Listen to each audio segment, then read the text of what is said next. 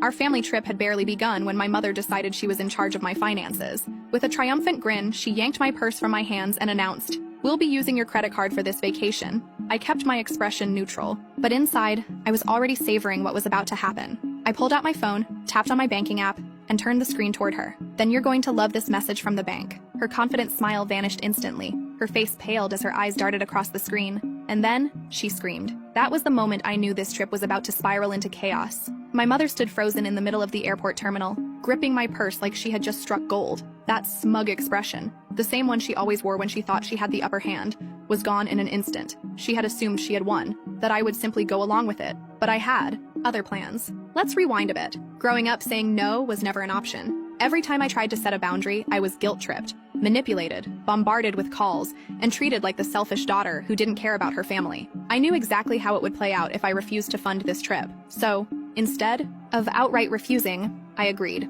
On my own terms. I booked my own flight and reserved my own hotel room. No shared accommodations.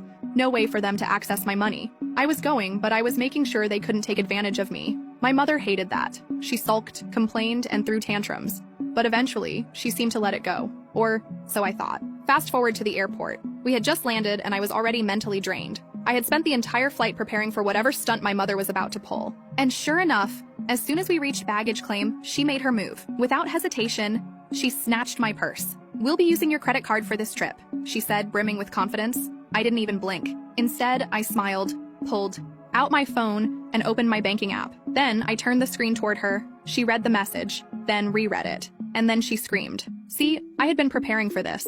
I learned a long time ago that my mother would go to great lengths to get what she wanted, but this time I was ready. A week before the trip, I called my bank and explained everything. The financial control, the manipulation, the countless attempts to gain access to my money. The bank representative was understanding, but more importantly, they were helpful. Together, we set up some serious security measures. My card was locked to my location, meaning any transactions outside of my immediate area would be flagged and automatically declined unless I manually approved them through my app. As an extra layer of protection, I set my daily spending limit to exactly $1. My mother's grip tightened around my purse, her knuckles turning white. "What did you do?" she hissed. I shrugged. Bank security. They thought it was suspicious. That large transactions were coming from a place I hadn't even arrived at yet. Her expression twisted with fury. "Fix it. Now." My mother had never been one to accept defeat. She was already scheming her next move. I checked into my hotel feeling victorious. My room was on a completely different floor from my parents'. My strategic decision. I needed space. A barrier. But the next morning,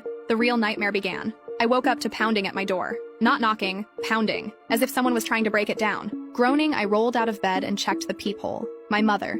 And she was furious. Before I could even think, she started yelling through the door. "Open this door right now, we need to talk." I sighed, debating whether to pretend I wasn't there. But I knew her. If I ignored her, she would just escalate. So I cracked the door open an inch, leaving the security chain in place. "What?" She shoved a crumpled piece of paper through the gap. "The front desk says our card was declined. We can't check into our room." "Fix it." I stared at her. "You didn't prepay?" She scoffed. "Why would we? We were planning to use your card, obviously." I wanted to laugh. I wanted to laugh until I cried. Instead, I handed the paper back. "Sounds like a you problem." She slammed her fist against the doorframe. "You think this is funny? Where are we supposed to sleep?" I shrugged. "Maybe you should have brought your own money." She lost it.